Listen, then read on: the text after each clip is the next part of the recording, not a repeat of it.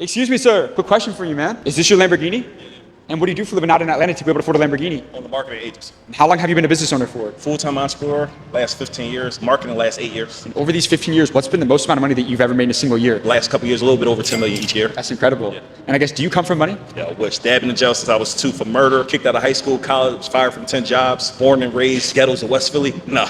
Yeah. Not at all. Now, I go all over the country just asking business owners their best advice to young entrepreneurs. Is it cool if I ask you a few questions for the channel? Yeah, let's go. Awesome. Are you a buyer or a seller? I'm both. Yeah. I buy as much information as I can to help me get better, and I sell. I mean, I'm both. Yeah. But I like to be a producer more than a consumer. I think that's the other issue with people is we're more of a consumers than we are producers. We know more about LeBron's stats than we know about our own stats. We know more about what's going on in sports than we know about what's going on. Like in this season, I tell people this is blinder season. Like, I don't know, I've been to the Kentucky Derby. Every horse that races, they got something called blinders. One on the left, one on the right, so they can't see what's going on to the left or the right of them. If everybody start focusing on your own race and what's in front of you, everything could change in a short period of time. More than 90% of businesses won't make it past 5 years. Yeah. What's the most common mistake you see business owners make that prevents them from scaling and having that longevity? I would say lack of marketing, right? I tell people all the time, you're extremely good at what you do, but no one knows what you do. If you are the best at this and no one knows, you're going to go out of business. So you need to be spending as much money as you can on marketing and getting yourself out here so everyone know you exist. Would you say that if you lost it all, you can make it all back? 100%, because I got the mindset now and I got the skill sets. How old are you now? 36 years old. 36. Yeah. If you were to go back in time and have a conversation with your 20-year-old self, when you were starting from zero, what's the best advice that you would give to your younger self? The best advice I would say is the biggest way to kill a big dream is to introduce it to a small mind. Be very guard who you share your goals and dreams with, because mind you got your mom, you got your dad, you got family, they love you. So they only going to give you advice to not hurt you. That makes you feel good, right? You need to go get advice from people who are already crushing it, people already at high level. You want to become a millionaire, you don't ask someone who's not it. You want to start a business, you don't ask your coworker. Like, how much sense does it make to say, y'all want to go start a business, you go into your job and say, hey, I'm thinking about starting a business, you think I should do it? The answer will always be no. Why? Because they're at a place where they don't want to commit to a business. They don't want to commit to trying anything new. So the biggest thing I could tell anybody is if you want to become successful, learn from someone who's already there in the industry that they're in that you want to learn about. Yeah. Phenomenal advice. Yeah. Appreciate you.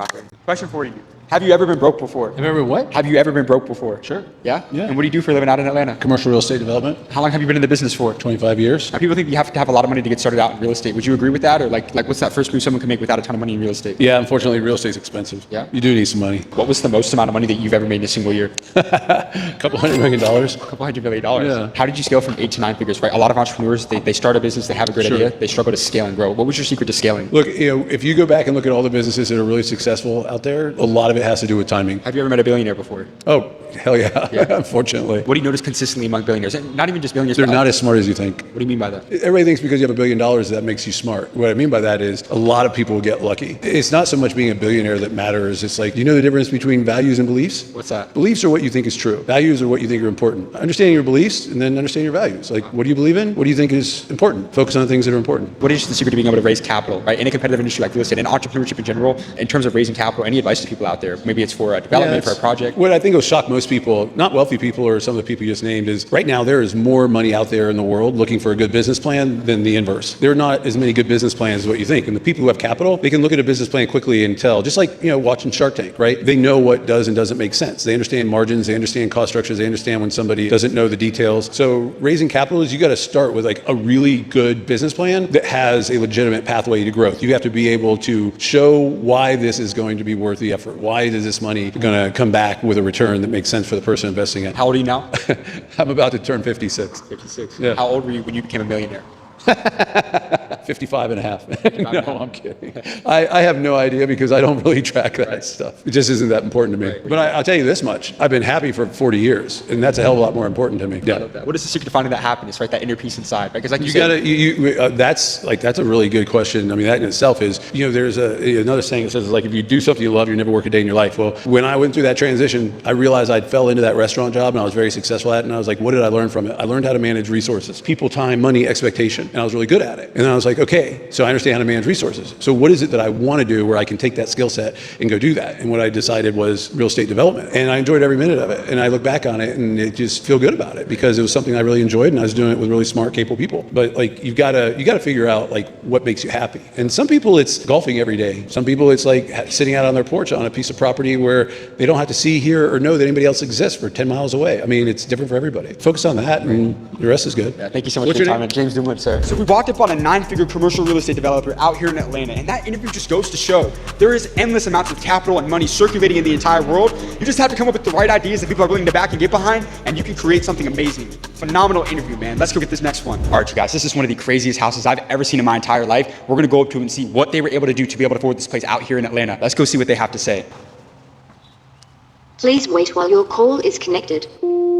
Hey, how's it going? Hey, question for you, sir. I started a channel in Austin, Texas that I grew to 4 million followers, going all over the country just asking beautiful homeowners a few questions on their best advice to the younger generation, the kids coming out of school. Thought you had a beautiful house, man. Wanted to know if we could ask you just a few quick questions for the channel. Is that cool? Yeah, sure. Appreciate you, man. Access granted. What's going on, man? How you doing? Good, man. How about yourself? How long you been in Atlanta for? Been in Atlanta about a little over almost 14 years. Yeah? I guess, what do you do for a living to be able to afford this place? I'm a serial entrepreneur. How many businesses do you own? 6 businesses at the moment. 6 businesses. Could we ask you a couple questions for the channel? Yeah, sure. Give me 1 second. Appreciate you. Across all these businesses, what was the most amount of money that you've ever made in a single year? In a single year, the most money I've ever made is $15 million. $15 million. Are you a buyer or a seller? I'm a seller, 100%. Why is that? Listen, somebody has to consume, somebody has to produce. I always rather be on the end of producing. One thing about it, my mentors told me early on, more people got rich during the gold rush selling shovels than looking for gold. How old were you when you became a millionaire? I made my first million at 29. 29. Yes. And have you ever been broke before? 1,000%. 24, I was homeless and broke. And I worked from 24 up until I was about 26, just getting back on my feet, trying to find different ways and building everything out. For somebody broke right now, for somebody at rock bottom, what is an actionable step that they can take to get really serious about becoming financially free like yourself? It'll never come from money. Whenever somebody comes to me and say, hey, I'm flat broke, you don't have a financial issue. It's a personal issue. You have traumas or things like that you're dealing with and healing that you need to deal with to overcome. Because for you to get into a situation where you have no money, you're making bad decisions, you're making bad choices on a daily basis. You have bad habits that you need to correct. What are the things that I have to cut out? And once I can identify those things, I can build on it and become a better person as an individual. And then you look at learning, and then you look at learning skill sets that can contribute to you.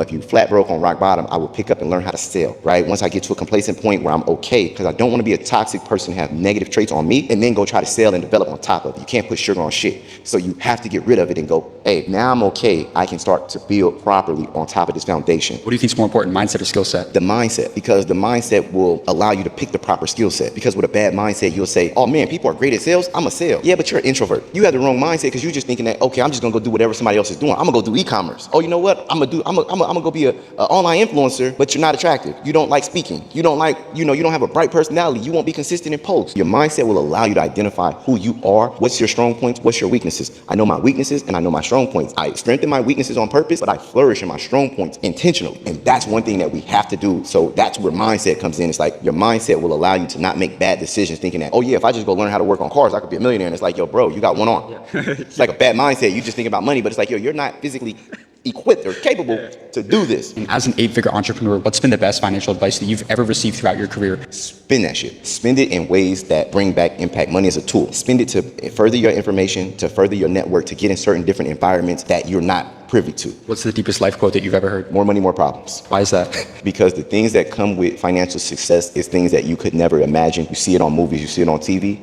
but the things that come with this, the traumas, the experiences, the day-to-day life, everything is great, but it's a lot of things that you cannot predict that you think becoming financially free is great, but the different things where you have to mentally grow and where you mentally grow through, once you get there, you realize that, okay, it took work to get here, and you look at everybody and you can't help but to judge that if you only did this, and you know it, if you did this, and third, you wouldn't have those problems. You now have to face that and deal with family problems, friends, and you've changed, you do change. You get to see more, you've experienced a different level of life, and the hardest part is that everything around you changes. Everybody around you changes, and that's something for me that I've struggled with dealing with. It's like, okay, accepting people for who they are, where they are, but realizing they can't accept me for where I'm at. You got amazing advice, man.